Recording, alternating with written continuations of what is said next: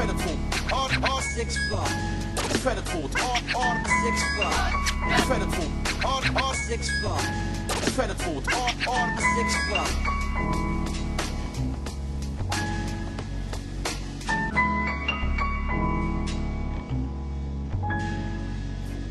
Hey everybody, this is Caesar, a.k.a. Critical Art 64, with another Reddit critique. I think this is what, 5 or 6? I don't know.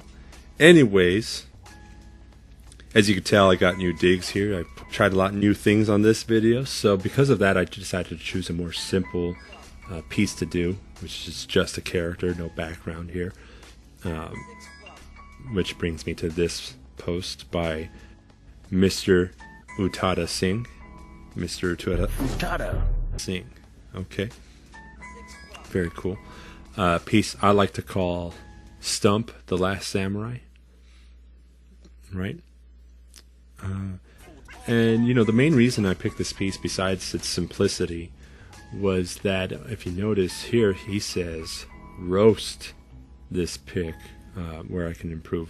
Now that's where he done fucked up, cause that's my favorite thing to do, is to roast motherfuckers. You're gonna, you know, giving people 3rd-degree burns, something like that. Okay. Usually I like to start out with the strengths of the picture, but you know, since he said roast, I'll start with the roasting. But first, let me get my roast hands in order here. All right. This motherfucker looked like if Naruto fucked Jiraiya. And that's pretty much what he would look like. This motherfucker looked like Keiji Maeda from Samurai Warriors if he got possessed by the faces of Belmez. You know, the haunted house faces on the top. Yeah, creepy. This motherfucker looked like if Mickey Rourke as the wrestler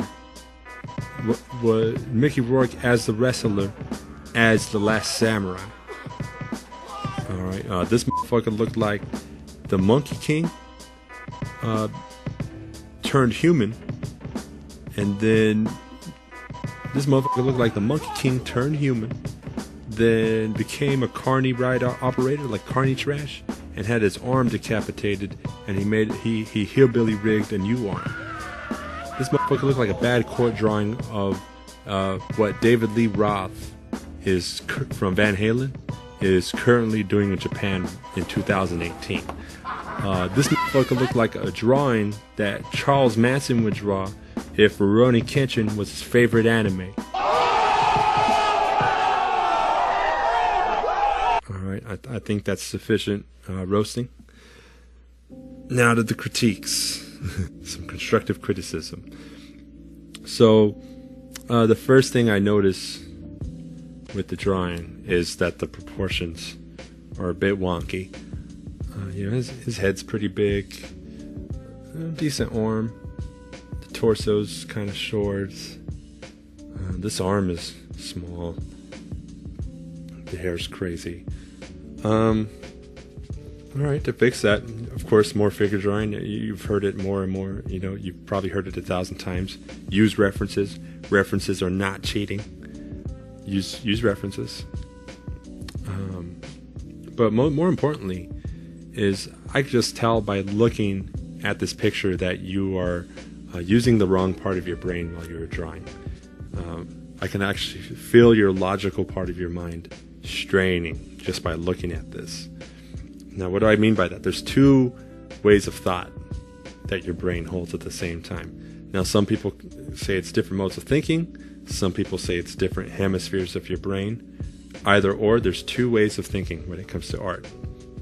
There's the logical part of your brain, the language part that sees symbols, the part that thinks, the part that follows step-by-step sequences, the part that measures things in time. Now, there's a bias towards this kind of thinking in school and life in general. So there's a habit that a lot of people have is almost exclusively using this part of the brain while they are drawing. And what that leads to is drawing using symbols and drawing what you think things should be instead of what you're actually seeing.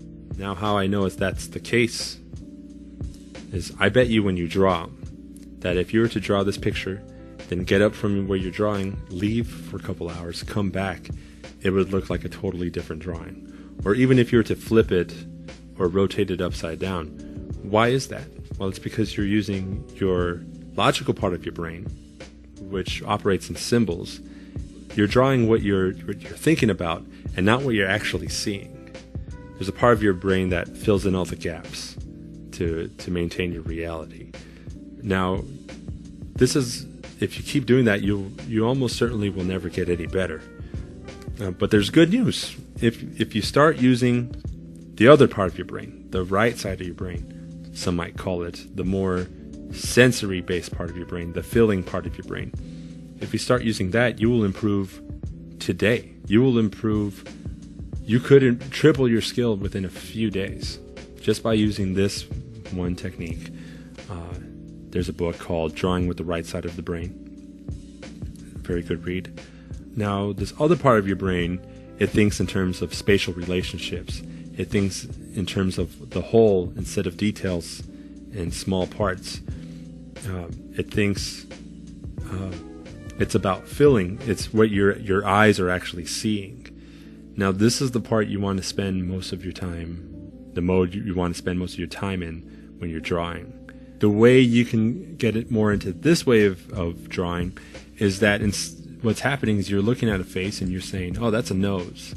And your brain says, yep, that's a nose. But instead of saying that's a nose, just think of it as basic shapes. So just working on your eye. I mean, you can look up methods on doing that.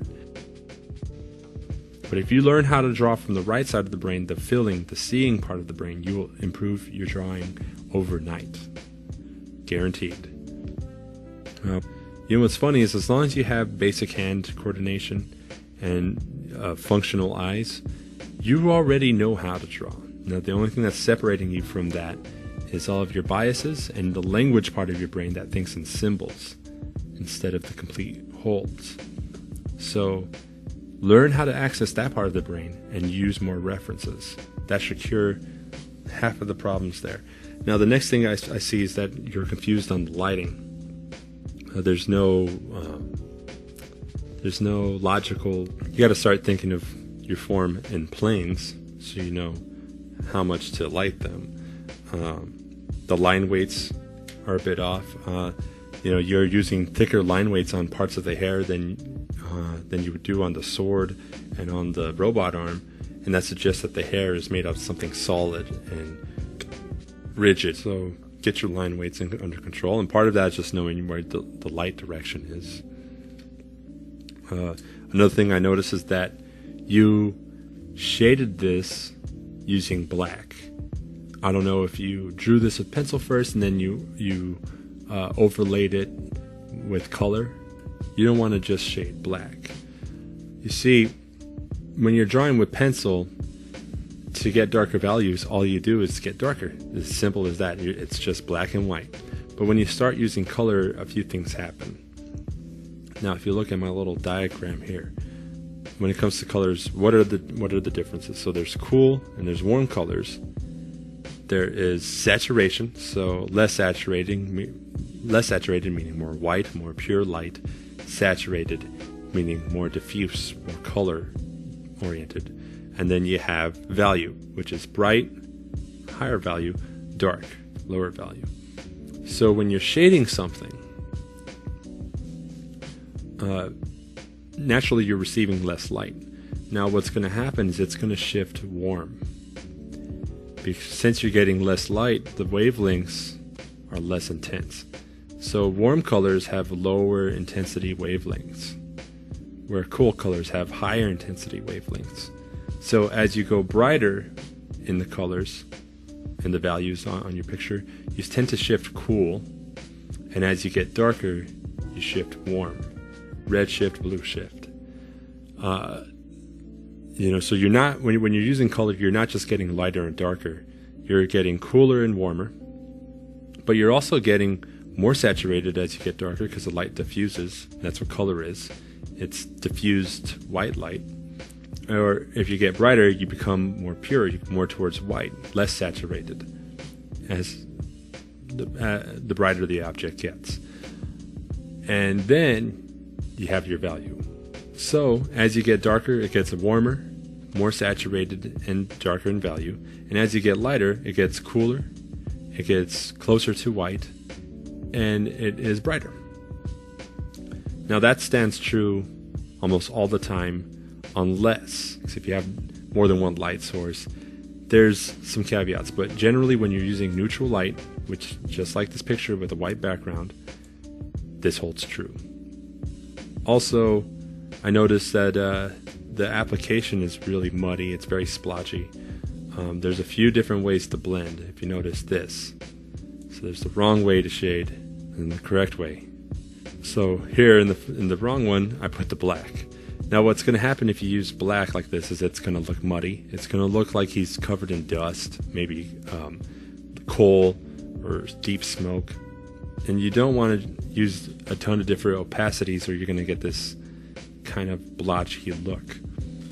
So there's a few different methods. There's method 1, the soft erase. This is what I used on mine, where I put 100% opacity and I shaded the dark part, and then I got a soft eraser and moving in one direction.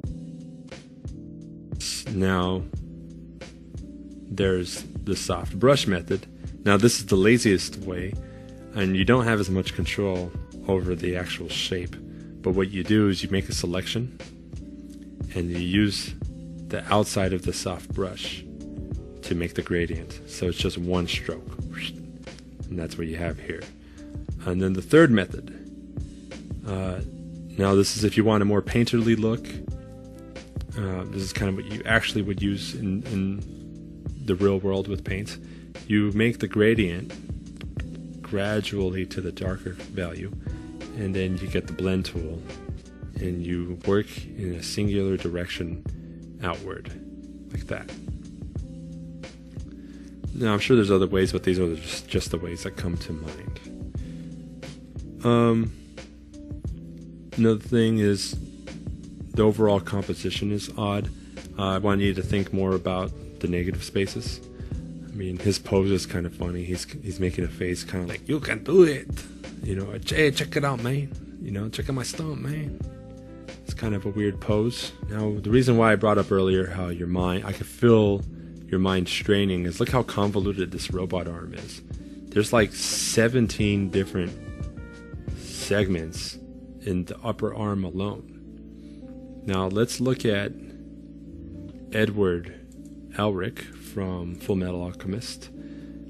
Now, your logical brain is going to look at this robot arm and go, oh my god, that's so complex.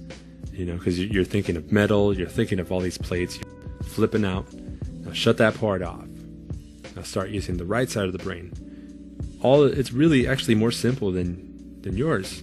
On this upper part of the brain, there's only really 1, 2, 3, 4, 5, 6-ish different segments, right? Different plates. They're just shaded a little more complex, but just roughly 6 planes. You got 2 segments here and 3 plates, and this rim here, and this rim here. Where on yours, you have 1, 2, 3, 4, 5, 6, 7, 8, 9, 10, 11, 12, 13, 14, 15, 16, 17, 18. You got all these different striations. So your arm's technically more complicated than Elgin's arm, but it doesn't look that way. So less is more. Also, a little nitpick here. Kimonos go left over right, as I mentioned in the last video. Otherwise, again, they might think you're a barbarian, or I think they do dead people this way. So in summation, start drawing with the right side of your brain. That would make you improve immediately. So draw using your eyes and not your mind. First thing. Secondly, get your line weights under control. Study your lighting. Study color theory. So look up drawing with the right side of your brain. Look up lighting and look up color theory. And lengthen your process. Do those things and you will improve immediately. Now let's go over to mine. Notice mine here. I darkened his headband to separate his hair a little bit more. Went with a more natural blonde color, kind of like a kabuki wig hairdo here, maybe like the Goblin King, David Bowie. I went with a more steampunk looking robot arm, samurai plates, armor on the forearms here. See how simple this really is. Remember, simplicity done well is better than complexity done incorrectly. If you notice his face, he's kind of making, he looks like, they chopped off my hand, but I'm determined. I'm gonna get my revenge. Kind of look to him. I did some fancy shade work here, because start thinking this way, that the negative space, the background, is just as important as the character. They are not separate. You can't have an outside of a cup without the inside of a cup, and vice versa. They are interdependent. So the negative space gives the positive space its form. Something to think about.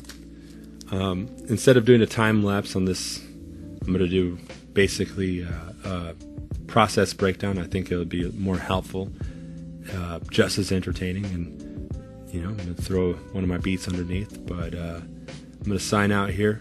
Thanks for watching and subscribe.